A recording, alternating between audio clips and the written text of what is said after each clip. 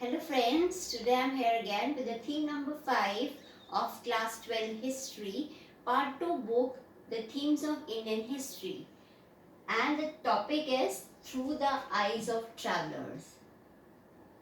In this chapter, we have to study 3 travelers. First is Al-Biruni, second is Ibn Battuta, and third is Francois Bernier.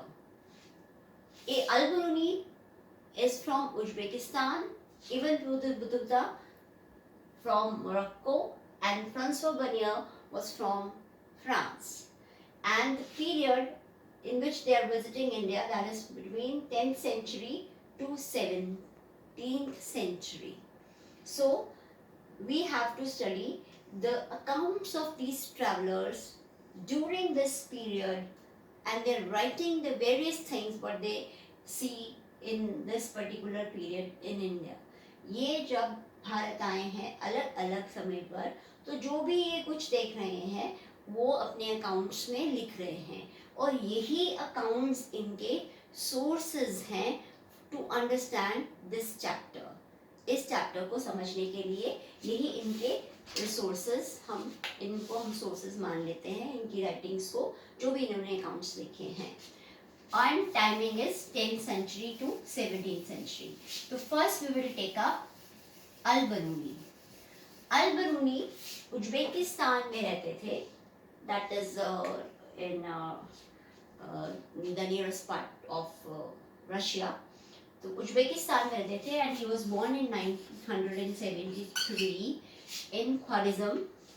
ख्वारिज़म जगह का नाम है जिसको कि महमूद गजनी ने इन्वेट किया 1017 AD में. Mahmood Ghazni invaded Khwarizm during 1017 AD and he captured many scholars and poets. उसने वहाँ पर बहुत सारे पोएट्स और स्कॉलर्स को कैप्चर कर लिया, बंदी बना लिया. उनमें से अल-बिरूनी एक थे. Ghazni Empire was extended towards India's northern western side. India के पंजाब सिंध एरिया तक गजनी ने अपनी एम्पायर को एक्सपैंड किया था. तो अल-बिरूनी भी इसी रीजन में रहे. He stayed in Ghazni at the age of 70 years, up to the age of 70 years. अपनी उम्र के 70 साल तक ये यहाँ पर रहे. जब वो 70 साल के हुए थे तब तक वो गजनी में ही थे. तो अल-बिरूनी जो थे एक बहुत ही वर्सेटाइल मैं कहूँगी कि एक बहुत अलग अलग तरह की भाषाएं जानने वाले पर्सन थे. He was the well versed person in various language like Persian, Arabic, Hebrew, Syriac. And when he visited India, जब वो इंडिया में रहे, specially in Punjab and northern India part, he sees that in India the Brahmins are having the control and the setup of the society, and the entire text is available in Sanskrit. So Al-Biruni wanted to pen down whatever he sees. वो जो देख रहे थे उसको लिखना चाहते थे, लेकिन बहुत इम्पॉर्टेंट बात था कि वो संस्कृत नहीं जानते थे, इसलिए वो ट्रांसलेट करना उनके लिए मुश्किल हो रहा था. तो he started learning Sanskrit with the help of Brahmins. He followed the company of Brahmins. He was there with the Brahmins. He established close contact with the Brahmins to learn Sanskrit. And Al-Biruni says कि he faces 2 barriers. वो अपनी बात में बताते हैं, अपने account में बताते हैं कि he was facing 2 barriers while writing his accounts, and one was language, because at that time Sanskrit text was available with the Brahmins, तो संस्कृत उनको नहीं आती थी. And second barrier was religion. Different religious beliefs and practices were there in India जो उन्होंने पहले कभी नहीं देखी थी. तो he was saying there are 2 barriers which he faces because उनको ट्रांसलेट करना है जो वो देख रहे हैं यहाँ पर, उसके बारे में लिखना है तो उनको संस्कृत नहीं आती, क्योंकि Sanskrit is very different from Persian and Arabic, तो उनको संस्कृत भी सीखनी पड़ी। बहुत सारे ब्राह्मण्स ने उनको संस्कृत सिखाया, जिसकी वजह से उन्होंने अपनी बुक में सही ट्रांसलेशन करने का पूरा कोशिश किया और ही लर्न संस्कृत वेरी वेल। इसीलिए उन्होंने जो बुक लिखी उसमें बहुत सारी अचीवमेंट्स को इंडिया की मेंशन किया गया और इंडिया के बारे में बहुत अच्छी इंफॉर्मेशन उन्होंने दी। And he wrote the book that is किताब उल हिंद।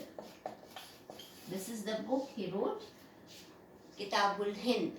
और इस पे उन्होंने इंडिया के हर एस्पेक्ट को, चाहे वो फिलॉसफी है, चाहे वो सोशल लाइफ है, चाहे वो कस्टम्स हैं, चाहे वो फेस्टिवल्स हैं, जो भी वो देख रहे हैं यहाँ पर रहते हुए, उन सब के बारे में लिखा। अचीवमेंट, एल्केमी, एथनोग्राफी, इन सब के बारे में भी वो मेंशन कर रहे हैं, जो कि इंडिया को एक उस समय एक बहुत ही शानदार प्रॉस्पेरस कंट्री के रूप में प्रेजेंट कर रहे हैं। No doubt that he is a part of Ghazni empire. Ghazni empire के पार्ट होते हुए भी वो यहाँ के बारे में, यहाँ के अचीवमेंट के बारे में अपनी बुक में लिख रहे हैं। He wrote this book in Arabic क्योंकि वो यहाँ के इंफॉर्मेशन को बाकी लोगों तक पहुँचाना चाह रहे थे, और इसलिए किताबुल हिंद को उन्होंने अरेबिक भाषा में लिखा ताकि वो यहाँ के सिस्टम्स को, यहाँ के सेटअप को, यहाँ के अचीवमेंट्स को लोगों तक पहुँचा सके। तो उन्होंने किताबुल हिंद को अरेबिक में लिखा, सब कुछ लिखा उन्होंने, लेकिन एक पॉइंट जो बहुत डीपली ही स्टडीड और उनकी डिटेलिंग बहुत अच्छे तरह से की, वो था इंडिया का कास्ट सिस्टम। अल-बरूनी ने कहा कि कास्ट सिस्टम जो इंडिया में है that is not unique to India, यानी कि सब जगह कुछ ना कुछ सोशल हायरार्कीज हर सोसाइटी में होती हैं, ऐसे ही कास्ट सिस्टम इंडिया में भी था। तो उस समय जो कास्ट सिस्टम था वो वर्ना सिस्टम के अकॉर्डिंग था, या वर्ना बेस पर था।